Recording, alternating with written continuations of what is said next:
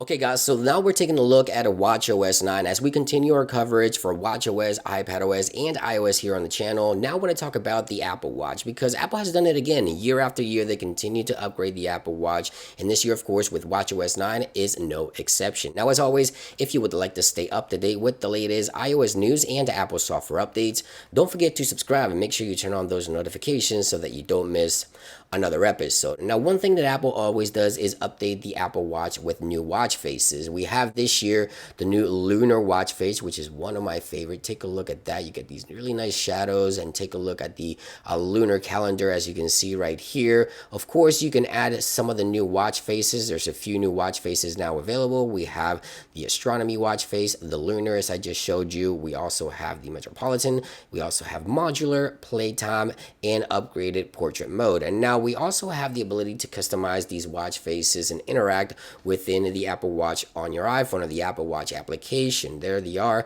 We have the lunar, as I mentioned. You can further customize it, choose different lunar calendars. We also have the playtime. We have the astronomy here, which is very similar to what we saw with iOS. You now get some depth effects, so the time and everything like that sort of hides in the background, especially here with portrait options. So if you have a picture, the subject will stay up front and focused, and the time will be in the background. Everything happens automatically. Of course, you can customize all these watch faces, and one of my favorite ones is modular, where you have different gradient colors in the background and a lot of customizations for modular. So of course, WatchOS 9 includes about 6 to 7 new watch faces that you can use on your Apple Watch. Next, I want to talk about workouts, because Workout also received an update. So the Workout application now has multi-sports setup, so it's triathlons. You can go ahead and choose from any of these suggestions. As you can see right here, your Apple Watch will now be able to determine if you want to run and then bike and go back into running. Depending on your movement, the Apple Watch can determine what's happening. We also have additional information.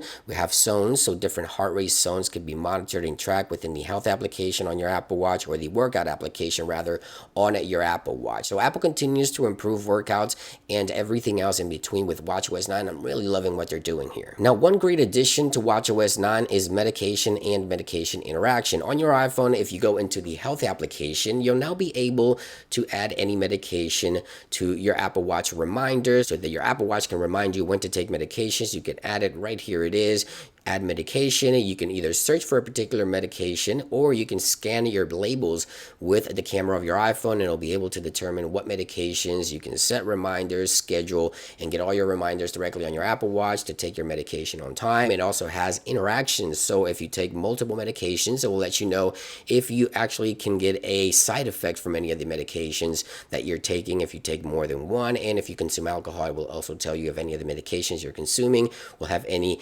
interactions or side effects with alcohol as well. So medications, a new feature coming to WatchOS 9 that I think many that take medications will really appreciate. Now, sleep is also another category that Apple has updated with WatchOS 9. Now, I don't typically use my Apple Watch for sleep tracking, but of course there's more insight in the sleep categories with WatchOS 9. Alongside the health application, you'll be able to see more information, the time that you stay awake overnight, REM, core, or deep sleep information. It would be more detailed. I think I'm going to start using this a little more often now. I just set up my sleep time and schedule, so let's see how this insight information will now work with a new sleep insight on WatchOS 9. Looking forward to start using this to track my sleep. Now, as you may or may not know, the Apple Watch can give you insight as into if you have signs of atrial fibrillation. This now adds the addition of atrial fibrillation history detection, so that's something new within the Apple Watch and WatchOS 9, so you'll have more information and history on that particular aspect of the heart rate monitoring sensors on Apple Watch, which of course will always be a great addition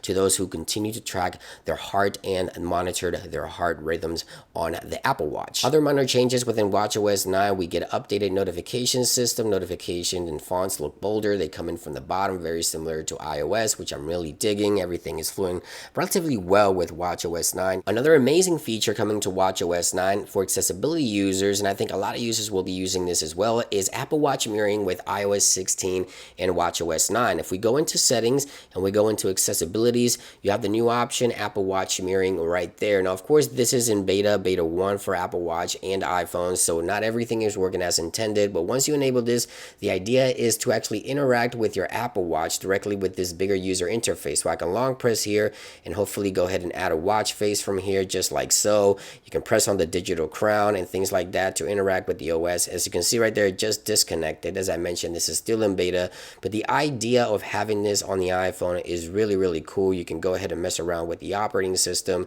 and directly on the iPhone, you can control the Apple Watch display. Now, it is in beta, as I mentioned. It continues to disconnect there, but you get the idea. That's a really cool feature. Apple Watch mirroring coming to WatchOS 9 and iOS 16 later this year. So far, Apple did it again. I continue to love the improvements that Apple is bringing to the Apple Watch year over year. So far, so good. Apple Watch is looking very good in first beta. Let me know your thoughts in those comments down below. What do you think about a lot of these features that Apple continues to add to the Apple Watch? Thank you for watching today's video, guys, and I'll see you on the next one. Peace.